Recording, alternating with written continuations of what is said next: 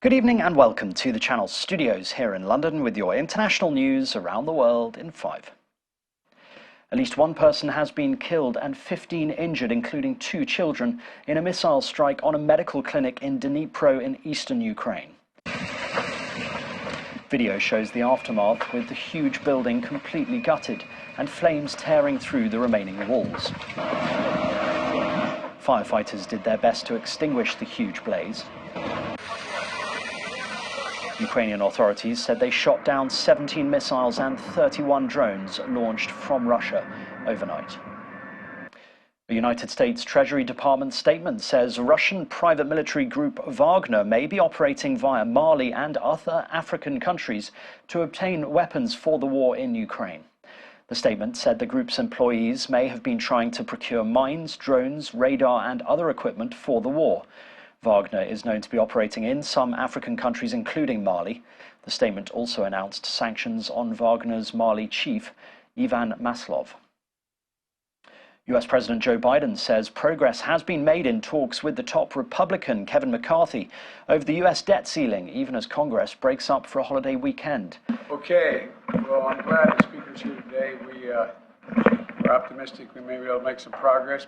The pair aim to reach a deal on raising the government borrowing limit for 2 years so it can keep paying its bills.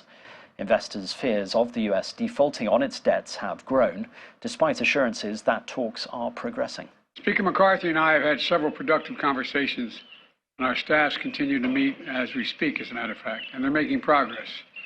I've made clear time and again defaulting on our national debt is not an option. The American people deserve to know that the Social Security payments will be there, the Veterans Hospital will remain open, and that economic progress will be made, and we're going to continue to make it. More than 20 Australian sports organisations have come together to back a referendum to constitutionally recognise Indigenous people. Sports including cricket, golf, motorsport, netball and badminton pledged support for a proposed Voice to Parliament, a consultative committee that would advise legislators on matters affecting Indigenous people. Making up about 3.2% of Australia's 26 million population, Aboriginal people were marginalised by British colonial rulers and are not mentioned in the 122-year-old constitution. An Asiana Airlines spokesman says a plane has landed safely in South Korea after a passenger opened its door mid-flight.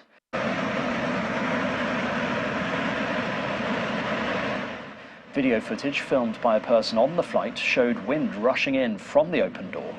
A spokesman said the plane was 2 or 3 minutes from landing when a male passenger sitting next to an emergency door opened a cover and pulled a lever, so the door opened around 200 meters above the ground.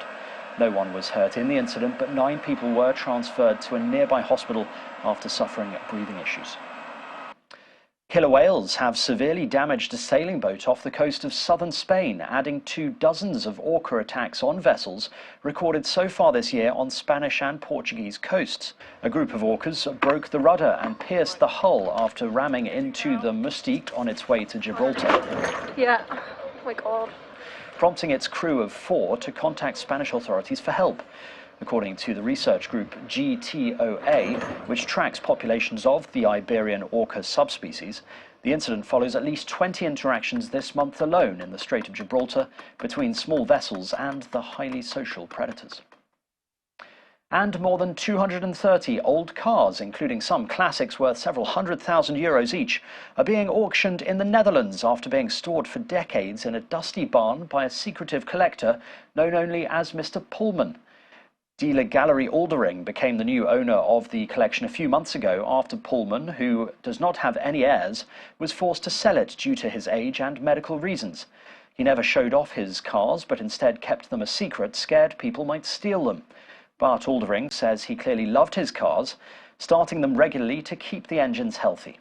The collection contains cars including Alfa Romeo, Lancia, Maserati, Ferrari, Aston Martin, Jaguar and many others. And that's your international news around the world in 5. Now back to the Channel Studios in Lagos.